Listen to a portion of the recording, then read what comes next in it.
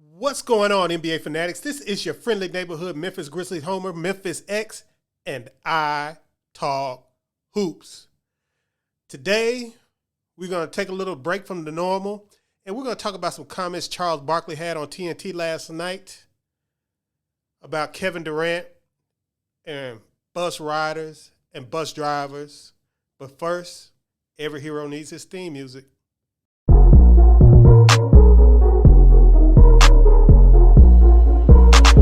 KeyAno.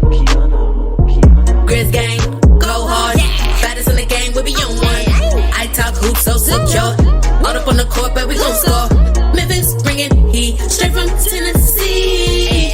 Demo respect and let's go for it. Now, if you haven't heard the latest bunch of buffoonery from Barkley on TNT last night after the Nets were eliminated by the Boston Celtics, congratulations, Celtics fans. He went on his little tirade about Kevin Durant and whether he was a bus rider or a bus driver or what kind of capable player he was. And it's very interesting coming from him.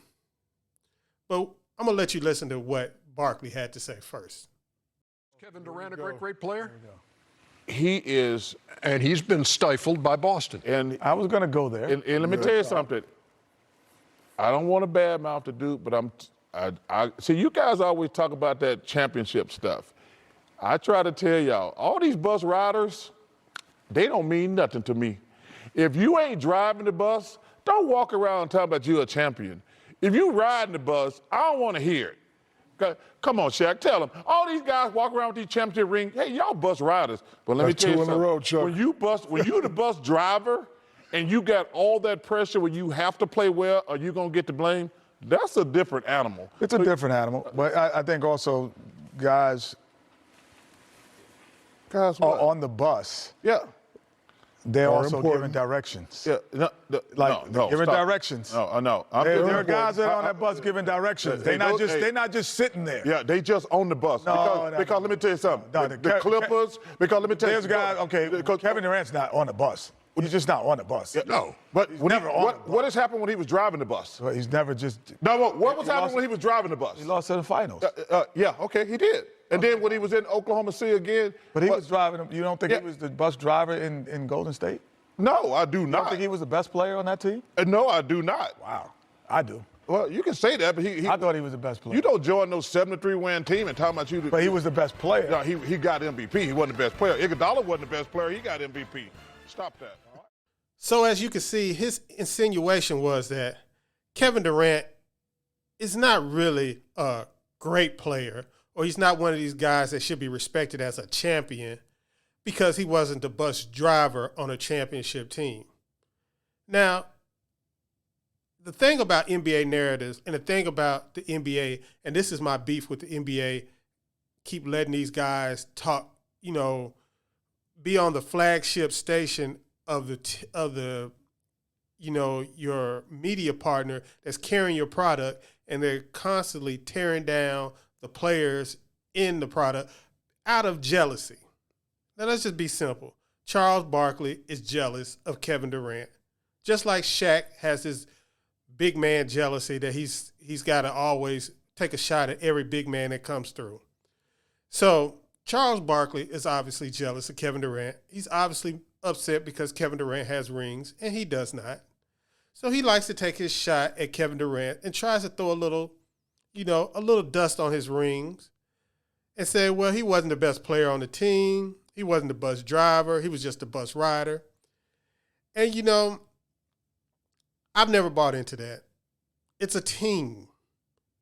Every championship team has multiple great players. I mean, I guarantee you, Charles Barkley would not be calling Julius Erving or Moses Malone, either one of them, a bus rider who was just along for the ride while the other one was carrying the team. Whichever one you want to say was the best player, I guarantee you he would not say that about them because he's not going to disrespect the players that came before him. He's just going to disrespect the players that come after him in an attempt to try to keep his legacy alive, which he really does. His legacy is not going to be, as a basketball player, quiet as kept. His legacy is going to be as a TNT host, as a funny guy on TNT. I mean, let's be honest. If Charles Barkley was not on TNT, he would be going the way of Karl Malone. Out of sight, out of mind. No championships, no great accomplishments as far as, I mean, he was an MVP, of course. I mean, he had great individual stats, of course. He was a great player, of course. But there were a lot of great players that won't be remembered, that aren't remembered as far as in the current state of mind with the current fan base of the NBA. So this is his idea. TNT is what keeps him relevant.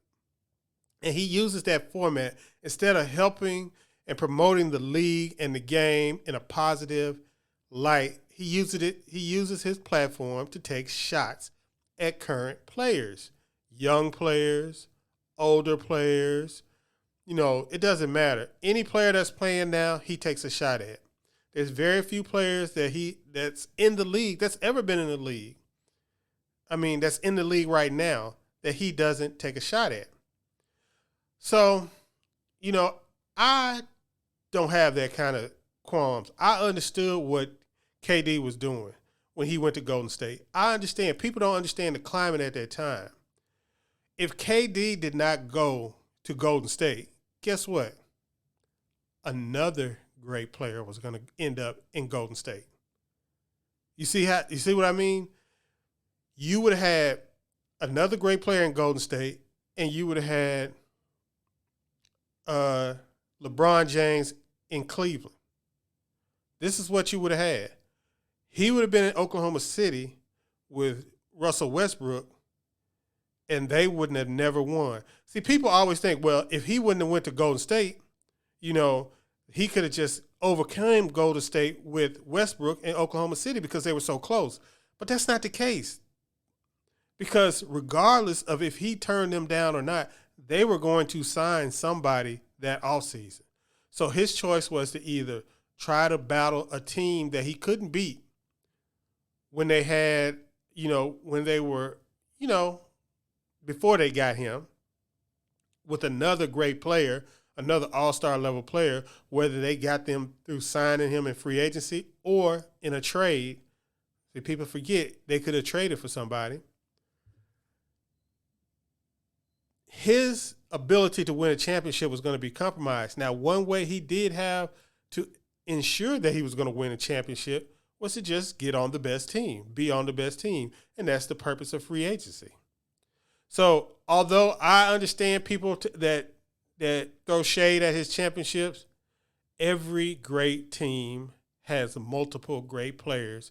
Every great championship team has multiple great players, often multiple Hall of Fame level players. So to say that the Golden State Warriors with Kevin Durant were any different, they were different because they were the best of the best, right up there with the Jordan Chicago, you know, teams, the great Showtime Lakers, and the great Celtic teams in the 80s. It's right up there with those teams. But all those teams have the same thing in common. Multiple Hall of Fame players. So it seemed like Kevin Durant got word of Charles Barkley comments, and he decided to post these memes on his Instagram, which is funny because Charles Barkley started on a super team. When that team started to lose, people forget, he forced his way to another team of his choice in Phoenix. And when that team ran out of juice, he forced himself onto a super team in Houston. So Charles Barkley effectively failed as a bus rider, a bus driver, and then as a bus rider again.